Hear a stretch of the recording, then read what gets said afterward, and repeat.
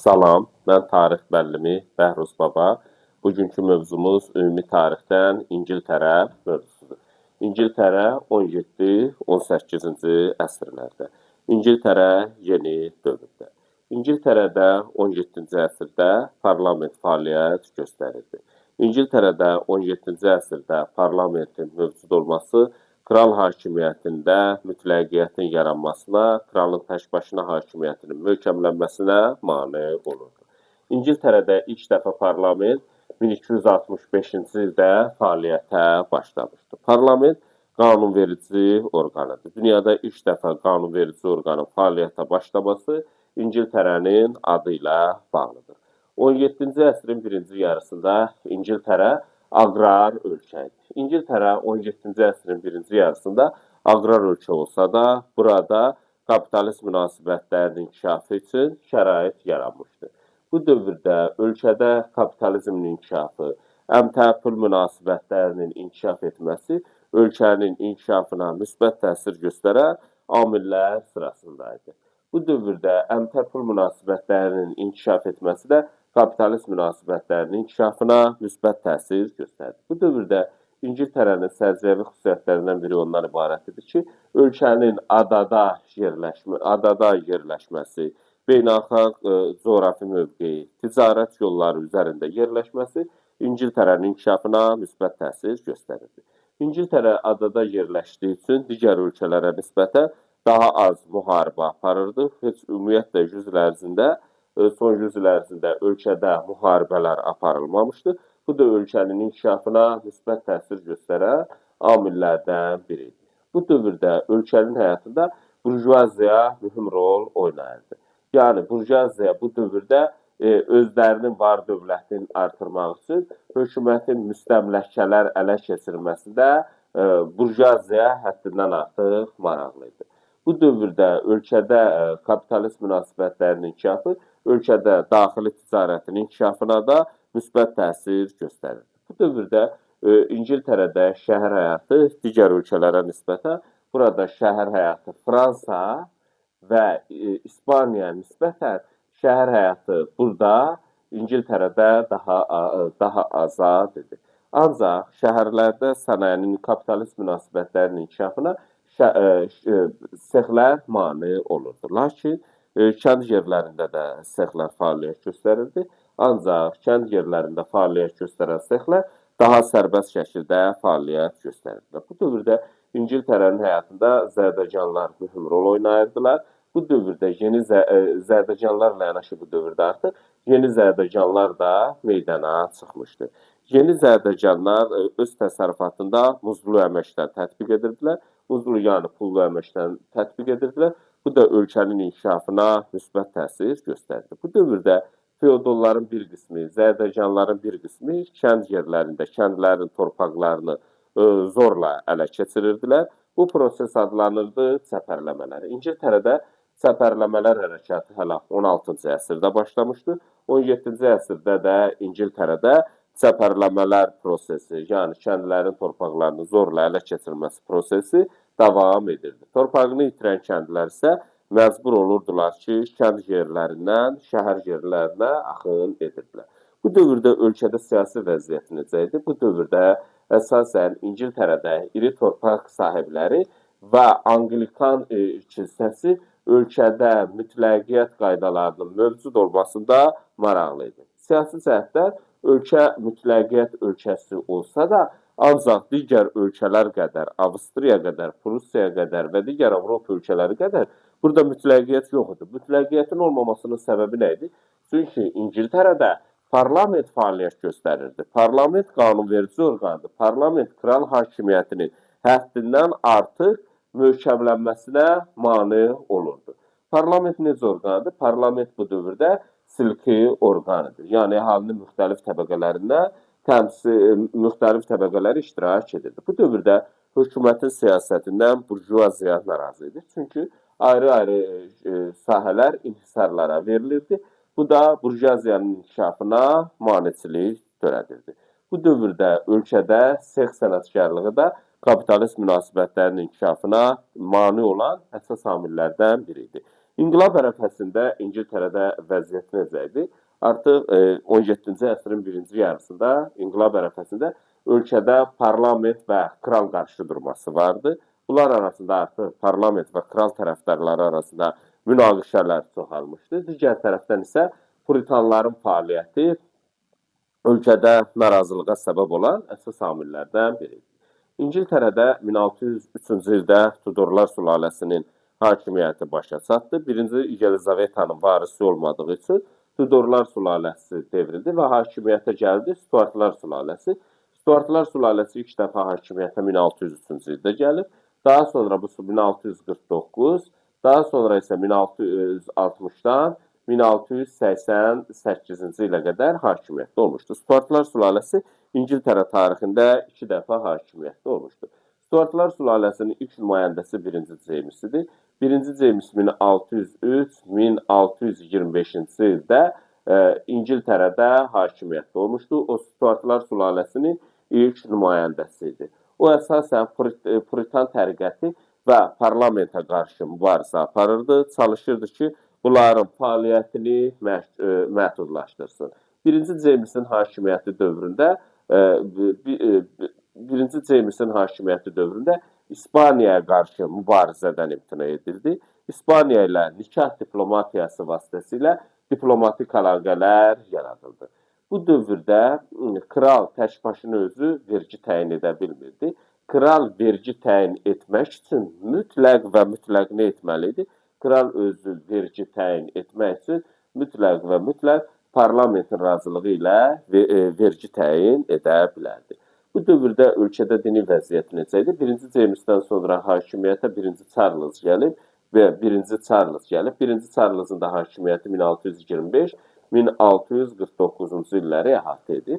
Dini vəziyyət necə idi bu dövrdə? Ölkədə Anglikan kilsəsi hökm sürürdü. Anglikan kilsəsi 16-cı əsrin birinci yarısında yaranmışdı. İngiltərədə Anglikan kilsəsinə kral başçılıq edirdi. İngiltərədə Anglikan kilsəsi kral tərəfindən maliyyələşdirilirdi. Bütün vəzifəli şəxsləri kral tərəfindən vəzifəyə təyin edilirdi. Həmçinin bu dövrdə Anglikan kilsəsinin başlıca gəlir mənbəyi nə idi? Əhalidən toplanan 1/10 vergilər idi. Bu dövrdə ölkədə ümumiyyətlə Avropadakı reformasiya nəticəsində meydana gəlmiş təriqətlərdən biri də Puritan təriqəti idi. Reformasiya nəticəsində meydana gəlmişdi. Bu Puritanlar əsasən başlıca olaraq Anglikan kilsəsini təqid edirdilər. Onlar baha başa gələn mərasimlərə qarşı, dəbdəbəli mərasimlərə qarşı etiraz edirdilər. Onlar ucuz kilsə tərəfdarı idilər, Puritanlar. Bunlar qənaətçiliyin tərəfdarı idilər. Ona görə də bunlar yeni zərbəcanlarının mənafeyinə idi. Lakin bunlar ölkədə təqib edildilər və bunun nəticəsində ölkədə təqib edildikləri üçün bir müddət buradan İngiltərədən Hollandiyaya, daha sonra isə sonrakı dövrlərdə Amerikaya mühacirət etmişdilər. Artıq bu dövrdə ölkədə dedik, İnqilab ərəfəsində parlament və kral arasında mübarizə gedirdi. Parlament və kral arasında mübarizə dini formada gedirdi. Parlament ölkədə qanunverici hakimiyyətin daha geniş səlahiyyətlərə malik olmasını istəyirdi. Kralın səlahiyyətlərini məhdudlaşdırmağa çalışırdı. Bunlar arasında mübarizə dini formada gedirdi. Bu dövrdə ölkədə olan müxalifət kral hakimiyyətinin katolik olan İspaniya və Fransa ilə əlaqə saxlamasında qəti şəkildə narahat idi. İstəmirdi ki, ölkə İspaniya və Fransa ilə əlaqə saxlasın. Artıq 17-ci əsrin 40-cı illərində ölkədə burjuwa inqilabının başlanması üçün şərait yarandı. Bu dövr Avropada 1618-1648-ci illəri əhatə edən 30 illik müharibə baş vermişdi. 30 illik müharibə demək olar ki, Avropada İngiltərədən başqa əksər böyük dövlətlər iştirak etmişdi. Əsasən hansı dövlətlər iştirak edirdi? Fransa idi, İspaniya idi, Müqəddəs Roma imperiyası idi. Müharibə əsasən Müqəddəs Roma imperiyasının torpaqlarında getmişdi. Və bu dövrdə 30 illik müharibə İspaniyada üsyanlara, İngiltərədə isə vətəndaş müharibəsinə səbəb oldu. Bu Bu dövrdə artıq kimlər arasındaydı? Dedi, kral, İngiltərə müharibə kral və parlament arasındaydı. Parlament şəxsiyyət azadlığına, kral, parlament kralın şəxsiyyət azadlığını pozmağına etiraz edirdi. Bu dövrdə kral isə mütləqiyyət hakimiyyətini möhkəmləndirməyə çalışırdı. Burja inqilabı ərəfəsində ölkənin kralı 1-ci Çarlz idi. 1-ci Çarlz 1625-1649-cu illərdə hakimiyyətdə olmuşdu. 1-ci Çarlzın dövründə o 1629-cu ildə parlamenti qovdu. Lakin Şotlandiya ilə dini müharibədə artıq krala kifayət qədər xəzinədəki xərcləri, pulları xərcləmişdi. Yeni pul lazım idi. Yeni pul üçün isə bu dövrdə 1640-cı ildə parlamenti çağırıldı. Parlament uzun müddət çağırılmırdı. 1629-cu ildə kral qovmuşdu. Parlament daha doğrusu 1640-cı ildə çağırıldı. 13 il fəaliyyət göstərdiyi üçün bu parlamenti uzun müddətli parlament adlandırılır. 1640-cı ildən başlayıb 1653-cü ilə qədər öz fəaliyyətini davam etdirmişdi. Bu dövrdə ölkədə artıq uzun müddətli parlament fəaliyyətə başladı. Vətəndaş müharibəsi dövründə artıq iki tərəf arasında mübarizə gedirdi. Ölkədə Burja inqilabı 40-cı ildə başladı, vətəndaş müharibəsi isə 1642-ci ildə. Kral və parlament tərəfdarları arasında mübarizə idi. Bu dövrdə parlamentdə əsasən kimlər təmsil edilirdi? Parlamentdə isə burjuaziya və yeni zərdəcanlar təmsil edilirdi. Artıq bu dövrdə parlament ordusuna da rəhbərlik edirdi Oliver Cromwell. Vətəndaş müharibəsi ərəfəsində kral ordusu daha güclüydü. Lakin Oliver Cromwellin rəhbərliyi altında 1645-ci ildə kəndli və sənətkarlardan ibarət yeni ordu tipi yaradıldı. Həmçinin Şotlandiya ilə ittifaq yaradıldı və Şotlandiya ilə yaradılan ittifaq vətəndaş müharibəsinin gedişində kral ordusu üçün üstünlüyə gətirib çıxartdı. Və beləliklə kral ordusu üçün bu üstünlüyə gətirib çıxartması nəticəsində 1645-ci ildə baş verən Nesbi döyüşündə kral ordusu məğlub oldu. Parlament ordusu qalib gəldi. 1646-cı ildə İngiltərə kralı Şotlandiyaya qaçdı. 1648-ci ildə isə ölkədə ikinci vətəndaş müharibəsi başladı. Bu zaman ikinci vətəndaş müharibəsi dövründə isə Şotlandiya kralın tərəfində idi. Şotlandiya kralın tərəfində idi. İkinci vətəndaş müharibəsi necə nəticələndi? 1642-ci ildə baş verən ikinci vətəndaş müharibəsi də kralın məğlubiyyəti ilə başa çatdı. Artıq vətəndaş müharibəsinin başlamasından sonra İngiltərədə fəaliyyət göstərən uzun müddətli parlament bir sıra qərarlar da qəbul etmişdi. Uzun müddətli parlament hansı qərarları qəbul etmişdi? Uzun müddətli parlamentin qəbul etdiyi qərarlara əsasən ruhanilər, kral və kral tərəfdarlarının torpaqlarının müsadirə olunması haqqında qərar verildi. Müsadirə edilmiş torpaqlar satışa çıxarıldı. Bu torpaqlar isə burjuaziya və zabitlərin əlinə keçdi. Demək olar ki, ruhanilərin torpağı satışa çıxarıldı dedi. Bu torpaqlar isə burjuaziya və yeni zərdəcanlar tərəfindən alındı. Demək olar ki, bu dövrdə həyata keçirilən aqrar məsələ, torpaq məsələsi bir növ zərdəcanların, burjuaziyanın xeyrinə həll edildi. 1649-cu ildə İngiltərədə yanvar ayının 30-da kral edam edildi. Kral hakimiyyəti ləğv edildi. Lordlar palatası ləğv edildi və bunun nəticəsində 1649-cu ildə İngiltərə Respublika elan edildi. İngiltərədə Respublika dövrü 1649-1653-cü illəri əhatə edir. Bu dövrdə bu ərəfədə ölkəni kim idarə edirdi? Parlament idarə edirdi. Parlament bir palatalı idi. Dövlət Şurası isə parlament ali qanunverici, Dövlət Şurası isə ali icra edici orqan idi. Bu dövrdə, Respublika dövründə həm daxili siyasətdə, həm də xarici siyasətdə bir sıra tədbirlər həyata keçirdi. Bu dövrdə hökumətin keçirdiyi daxili islahatlar nəticəsində iqtisadi islahatlar burjuaziyanın imkanlarını daha da aşdı.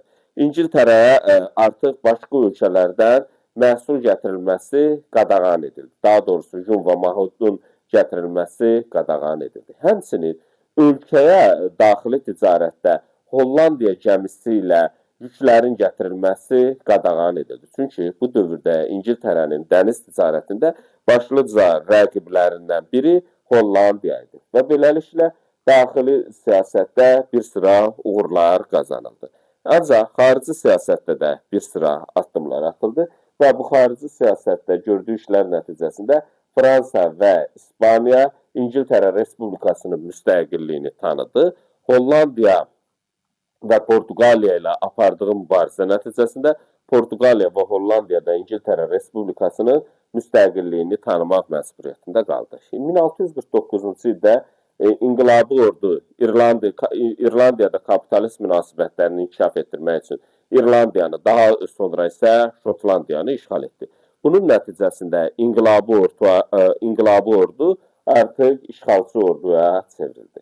Ümumiyyətlə, Respublika dövründə bir sıra uğurlar qazanılsa da, 17-ci əsrin 50-ci illərində artıq ölkə əhalisinin, xüsusilə də kəndlərin Respublikaya olan inamı azaldı. Respublikaya olan inamın azalmasının səbəbi nə idi? İlk dövrlərdə ticarət əlaqələri inkişaf etsə də, sonrakı dövrdə ticarət əlaqələrində zəiflənmə baş verdi. Bu da ölkə əhalisinin Respublikaya olan inamını azaltdı. Bu dövrdə artıq Cromwell qərara gəldi ki, parlamentə qarşı hərbi çevriliş etsin. 1653-cü ildə Oliver Cromwell tərəfindən o Respublika quruluşuna son qoyuldu. O Oliver Cromwell inqilabın tarixində ikili rol oynadı.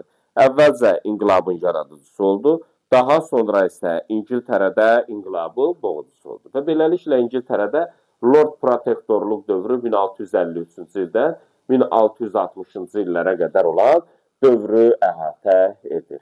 Bu dövrdə artıq Cromwell parlamenti qovduqdan sonra 53-cü ildə ölkəni təkbaşına və generalların köməyi ilə ölkəni idarə edirdi. Lord Protektorluq dövründə ölkənin demək olar ki, iqtisadi vəziyyəti pisləşdi. Artıq Lord Protektorluq dövründə bu dövrdə ölkədə kəndlərin də Lord Protektora Cromwell olan inamı azaldı. Bu isə İngiltərədə vəziyyəti pisləşdirdi. 1658-ci ildə Oliver Cromwell vəfat etdi. Ondan sonra hakimiyyətə oğlu Richard Cromwell gəlsə də uzun müddət hakimiyyətdə qala bilmədi. Və beləliklə yenidən 1660-cı ildə Stuartlar sülaləsinin restavrasiyası baş verdi. Stuartlar sülaləsi ikinci dəfə 1660-dan 1688-ci ilə qədər hakimiyyətə də gəlmişdi. Stuartlar sülaləsinin restavrasiyasından sonra hakimiyyətdə oldu ikinci Charles. İkinci Charles 1660-dan 1685-ci ilə qədər hakimiyyətdə olub. Onu o şərtlə hakimiyyətə gətirmişdilər ki, ölkə parlamentli monarxiya olacaq.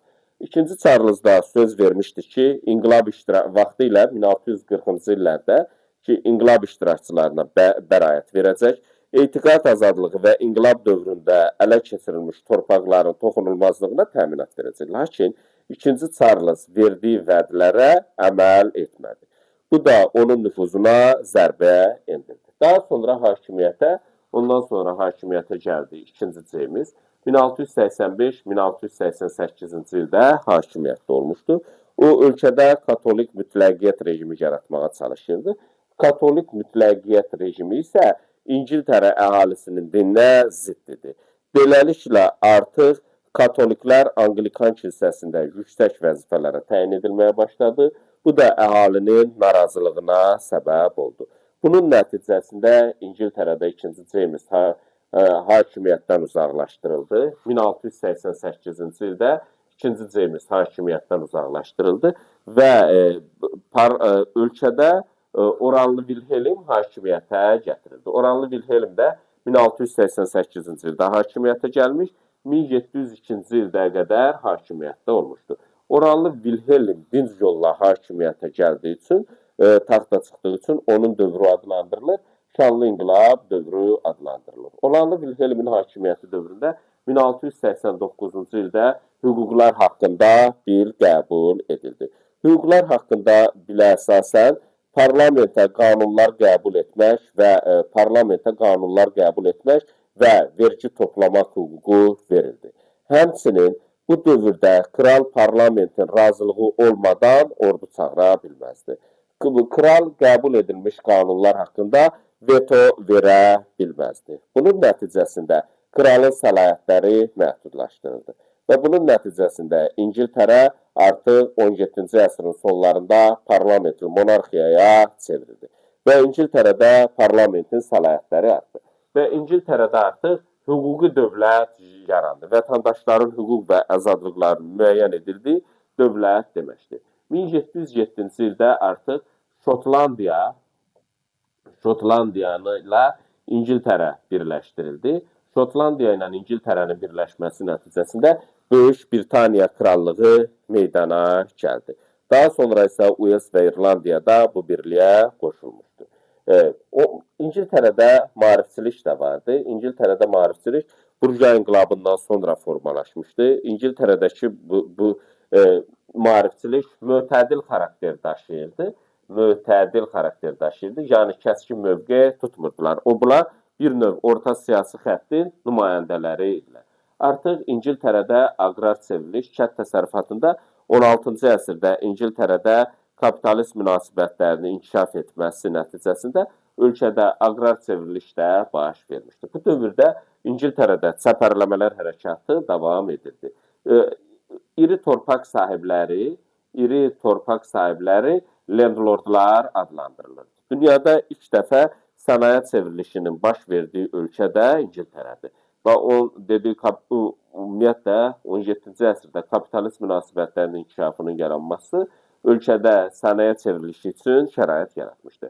Və bunun nəticəsində 18-ci əsrin 60-cı illərində sənaye çevrilişi ilk öncə olaraq yüngül sənayedə, toxuculuq sahəsində başladı. İngiltərədə sənaye çevrilişi başlayıb 18-ci əsrin 60-cı illərində, 19-cu əsrin ortalarında isə başa çatmışdı. Artıq bu dövrdə İngiltərədə ilk dəfə olaraq 18-ci əsrin 70-ci illərində, 1771-ci ildə fabrik və zavodlar da meydana gəldi. 1784-cü ildə artıq İngiltərədə buxar mühərriklərindən istifadə etməyə başladılar. Buxar mühərriklərindən istifadə etməsi də artıq sənayədə fabrik, zavod istehsalında yeni bir mərhələyə qədəm qoyulmasına gətirib çıxartdı. İngiltərə ilə bağlı dərsimiz bu qədər.